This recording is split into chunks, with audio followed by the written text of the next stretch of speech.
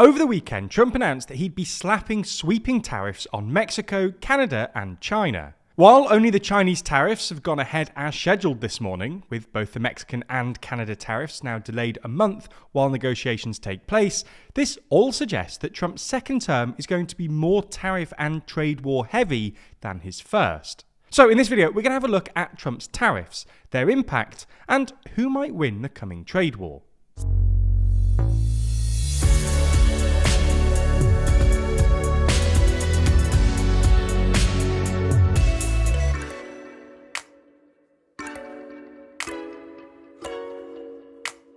Never miss an episode and always feel in the loop by subscribing and ringing the bell. So let's start by just looking at the tariffs. Trump was supposed to impose a 25% tariff on all goods coming from Mexico and Canada, with an exemption for Canadian oil and gas imports, which will face a reduced tariff of 10%. On top of that, Trump has also imposed an additional 10% tariff on all Chinese imports, to come on top of the pre-existing tariffs, most of which were imposed by Trump in his first term. In practice, this has taken the average tariff rate against imported Chinese goods from about 10% to 20%.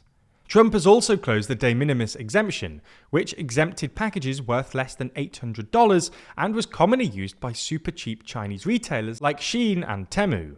On Friday, Trump also said tariffs on the EU will, quote, absolutely begin, although we didn't get any other details, and this doesn't seem to have happened yet. Anyway, what does all this actually mean? Well, when evaluating the impact of these tariffs, it's probably a good idea to look at the China tariffs separately from the Canada and Mexico tariffs, because their impacts are very different. The China tariffs probably won't have all that much of an impact on either the US or Chinese economy.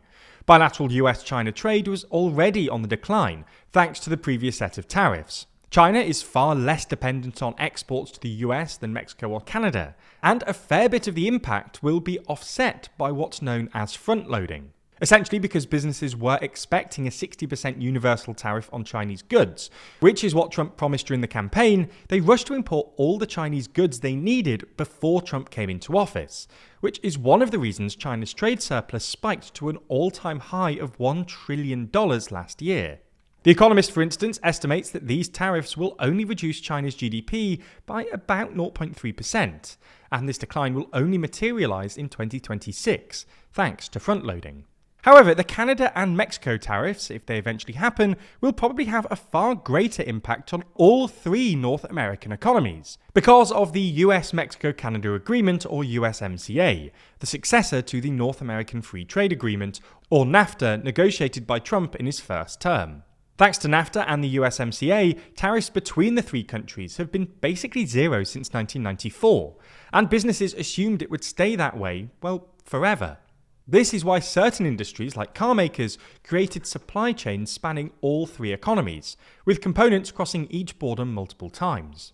Tariffs will completely upend these supply chains, either forcing businesses to pass these new costs onto consumers or rejig their manufacturing to be entirely based in the US, although this will probably take time. This will also put downward pressure on the Canadian dollar and Mexican peso, as investors anticipate further dollar appreciating rate hikes, which will probably push both the Mexican and Canadian economies into an inflationary recession. The Peterson Institute for International Economics, for instance, estimates that both Canada's and Mexico's GDP would shrink by nearly 1.5% in the next couple of years, with inflation rising by a dramatic 1.7 points in Canada and 2.3 points in Mexico. While these tariffs will probably have a far more muted impact on US GDP, in large part because the US relies less on international trade than most other countries, they could still have a real impact on inflation. The US imports a lot of food and construction materials from Canada and Mexico, which both play a big role in household spending. Perhaps more importantly, the US imports a lot of energy, especially from Canada, and if the past few years have taught us anything, it's that energy costs are still the main driver of inflation. This is why Yale's Budget Lab, for instance, estimates these will push PCE inflation, which is the Federal Reserve's preferred measure and is already 0.6 points higher than the Fed's 2% target, by another 0.8 points. So why is Trump doing this? Well, it's probably in part to reduce America's bilateral trade deficits with all these countries and force businesses to bring manufacturing back to America, which is Trump's usual reasoning. However, in a post on Truth Social, Trump also linked the tariffs to fentanyl and illegal immigration. While tariffs obviously don't reduce either of these things, Trump is presumably hoping to use the threat of tariffs to force Mexico and China, which both play significant roles to the global fentanyl trade, to do more on the issue, and to get Mexico specifically to do more about illegal immigration. Although we should say perhaps the best way to increase legal immigration from Mexico is to force its economy into recession. But none of this explains Canada, which is not a major source of fentanyl or illegal immigration, and only runs a tiny surplus with the US, and even then, only because the US buys a lot of Canadian oil. It's possible this is a renewed push by Trump to incorporate Canada into his new Greater America, or just a dominance play to spook other countries into submission. So what happens next?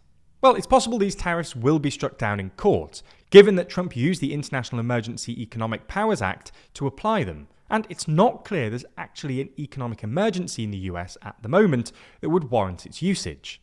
But if they're not, all three countries will have to sort out some sort of deal, or face an ever-escalating trade war that would be mutually harmful, at least in the short term.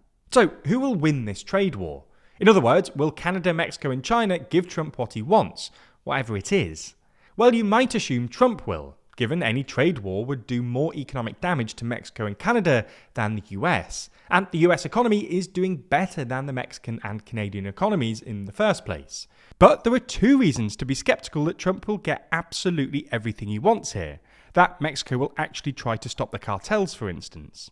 First, there's a political asymmetry here. Canadians and Mexicans will presumably want their politicians to fight back, and will be more willing to tolerate economic pain to resist Trump, while at least some American voters will be thinking, why has Trump started an inflationary trade war when he promised to lower grocery prices? Second, game theory isn't with Trump here. Trump's willingness to escalate usually serves him well in negotiations, but Canada and Mexico will be more willing to resist than they might have been before, because this is only the first month of Trump's term, and they know that, if they roll over now, they'll have 4 more years of Trump bullying them. In game theory language, Trump fares well in single games, but less well in repeated or iterative games. He might have only been in office for a few weeks, but Trump has made a big impact already, as we've covered extensively. That's not all we have to say though, because there's a lot of weird and wild things we don't have time to cover in videos, from if Trump's becoming an imperial president, to America's wild history of territorial expansion, to questioning if the US is actually an oligarchy. All of these things could lead you to say, WTF USA, which is, appropriately, also the name of the series I'm literally telling you about right now. WTF USA takes a tongue-in-cheek look at the weirder side of US politics, unpacking what Trump's really up to and why Trump's kind of weird decisions could end up being incredibly impactful. WTF USA is released every other Friday only on Nebula, the streaming service we co-own with a bunch of your favourite creators. Those creators also make a ton of other exclusive Nebula content, including Tom Nichols' new documentary Boomers. In the feature-length documentary, Tom explores the wild truth that old people kind of run the world, unpacking why affordable housing, cheap education, living wages are slipping out of reach for younger generations, as well as questioning the questionable legacy of the baby boomers. It's not just original content either. You can also watch every normal TLDR video on Nebula ad-free, and in some instances before they land on YouTube. If you're not a member already, click our link in the description to get 40% off, which brings the price down to just $36 a year or $3 a month. That's a real steal considering all of the original content on the platform, and the fact that signing up using our link directly funds the channel and allows us to make more content going forward. So thanks for your support, and please do join us over on Nebula.